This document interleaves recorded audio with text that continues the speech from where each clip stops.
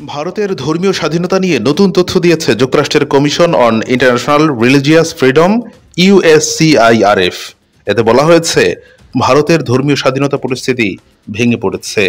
গত বুধবার ইউএসসিআইআরএফ এই প্রতিবেদন প্রকাশ করেছে।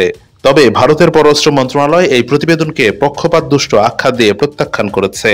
যুক্তরাষ্ট্রের কমিশন অন ইন্টারন্যাশনাল রিলিজিয়াস ফ্রিডমের ওয়েবসাইটে প্রকাশিত এই প্রতিবেদনের সারমর্মে বলা হয়েছে, এই প্রতিবেদনে কিভাবে 2024 সাল জুড়ে উগ্রবাদীরা বিভিন্ন ব্যক্তিকে হত্যা করেছে, নির্যাতন করেছে, ধর্মীয় নেতাদের কিভাবে নির্বিচারে গ্রেফতার করা হয়েছে এবং তাদের বাড়িঘর ও উপাসনালয়গুলো ভেঙে ফেলা হয়েছে তা তুলে ধরা হয়েছে।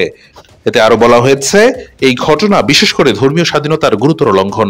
এটি ধর্মীয় সংখ্যালঘু এবং তাদের উপাসনালয়গুলোর বিরুদ্ধে হিংসাত্মক আক্রমণকে উস্কে দেওয়ার জন্য সরকারি কর্মকর্তাদের ঘৃণাত্মক বক্তব্য সহ ভুল তথ্য এবং বিভ্রান্তির ব্যবহারও তুলে ধরা হয় প্রতিবেদনে।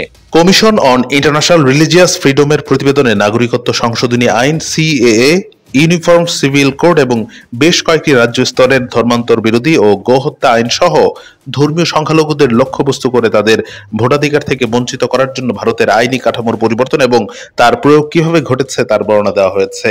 প্রতিবেদনে ইউএসসিআইআরএফ মার্কিন পররাষ্ট্র দপ্তরকে পরামর্শ দিয়ে বলেছে, ভারতকে বিশেষ উদ্বেগের দেশ বা সিপিসি তালিকাভুক্ত করতে, কারণ ভারত ধর্মীয় স্বাধীনতার নিয়মতান্ত্রিক, চলমান ও গুরুতর লঙ্ঘনে জড়িত। এসব বিষয়ে পররাষ্ট্র দপ্তরকে উদ্যোগ নেওয়ার পরামর্শ দেওয়া হয়েছে। এদিকে ভারত দৃঢ়ভাবে ইউএসসিআরআইএফ এর প্রতিবেদন প্রত্যাখ্যান করেছে। দেশটির পররাষ্ট্র মন্ত্রণালয় প্রতিবেদনটিকে পক্ষপাতদুষ্ট বলে খারিজ করেছে এবং ইউএসসিআইআরএফ কে উদ্দেশ্য প্রণোদিত বয়ান প্রচারের অভিযোগে অভিযুক্ত করেছে।